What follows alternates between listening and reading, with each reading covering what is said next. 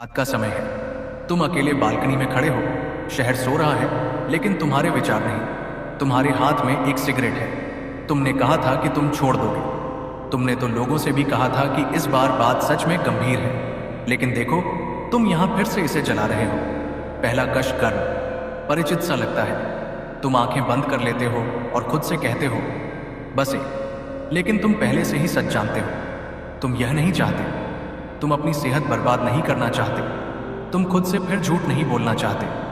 तो फिर तुम ऐसा क्यों कर रहे हो? शायद तुम खुद को बताते हो कि तुम थके हुए हो, कि दिन मुश्किल था, कि तुम इस एक ब्रेक के हकदार हो। लेकिन अंदर ही अंदर तुम जानते हो कि बात यह नहीं है, क्योंकि यह सिर्फ निकोटीन की बात नहीं है। यह तुम्हारे भीतर कुछ ऐसा है जो दर्द चाहता है, जो सफरिंग को पकड़ कर बैठा है।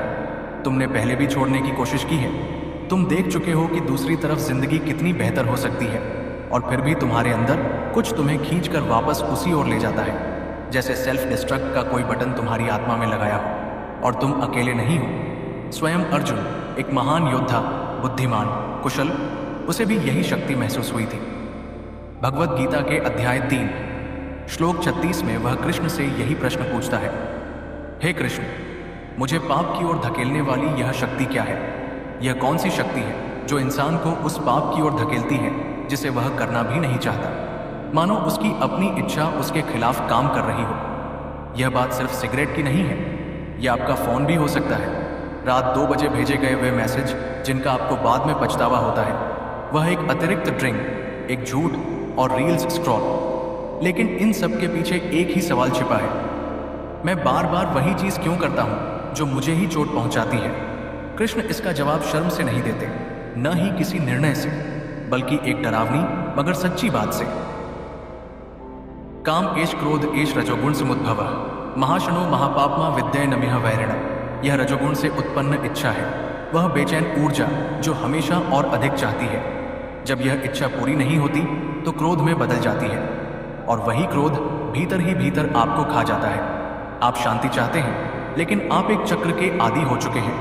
इच्छा, निराशा, अपराध बोध बार बार दोहराता रहता है। सिगरेट तो बस ऊपर ऊपर का कारण है। असली आग आपके अंदर जल रही है। इच्छा एक फुसफुसाहट से शुरू होती है, बस इस बार, और आप उस पर यकीन कर लेते हैं, क्योंकि आपके अंदर का एक हिस्सा अभी भी आशा करता है कि यह सुख आपके दर्द को ठीक कर देगा।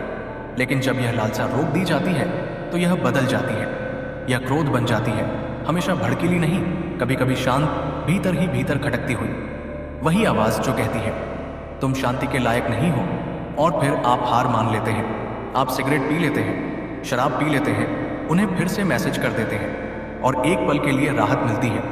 लेकिन फिर आता है गिरना, गिल्ट, शर्म, और फिर आप वादा करते हैं कि अगली बार बदलेंगे, जब तक कि वही चक्र फिर शुरू नहीं हो जाता। यह आपकी असफलता नहीं है, यह एक चक्र है, एक ऐसा चक्र जिसे गीता सिर्फ बताती नहीं, बल्कि उसे तोड़ने का रास्ता भी दिखाती है।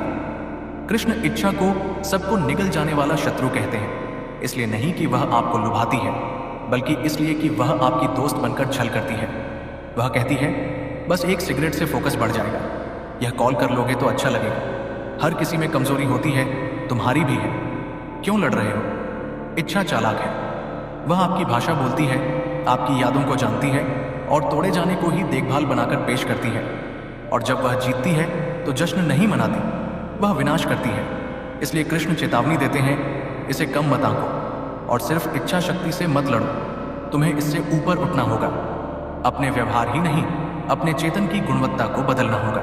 गीता कोई डिटॉक्स प्लान नहीं देती, वह अंतर यात्रा सिखाती है।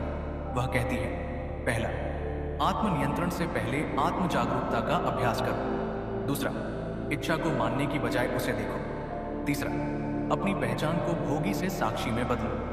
जैसे ही तुम रुकते हो, सांस लेते हो, और लालसा को बिना प्रतिक्रिया दिए देखते हो, उसकी पकड़ ढीली पड़ने लगती है। तुम्हें याद आता है, मैं शरीर नहीं हूं, मैं मन नहीं हूं, मैं यह भूख नहीं हूं। और उसी जगह से तुम चुनाव कर पाते हो, दबाव से नहीं, बल्कि स्पष्टता से। तुम कमजोर नहीं हो, तुम टूटे हुए नहीं हो, तुम बस एक इंसान हो, एक ऐसे मन के बीच फंसे हुए जो आराम चाहता है, और एक ऐसी आत्मा के बीच जो स्वतंत्रता चाहती है। गीता यह वादा नहीं करती कि यह आसान होगा, लेकिन वह यह जरूर वादा करती है, जब तुम लालसा से लड़ना छोड़कर उसे समझना शुरू करते हो, तभी जीत की शुरुआत होती है। और यह जीत किसी एक बड़े पल से नहीं आएगी, यह आएगी हजार छोटे छोटे ठहरावों से। वे ठहराव जहां तुम कहते हो, आज नहीं, मैं तुम्हें देख रहा हूं पर तुम्हारे पीछे नहीं चलूंगा, यह कमजोरी नहीं है, यह जागरण है। स्वयं को नुकसान पहुंचाना तुम्हारे चरित्र की खामी नहीं, तुम्हारे मन को समझने का एक संदेश है। और गीता यह नियमों की किताब नहीं, बल्कि एक दर्पण, एक मानचित्र, एक साथी है। इसलिए अगली बार जब तुम उस बालकनी पर खड़े हो, याद रखना तुम अकेले नहीं हो, तुम असहाय नहीं हो, और इस बार तुम अलग चुनाव कर सकते हो।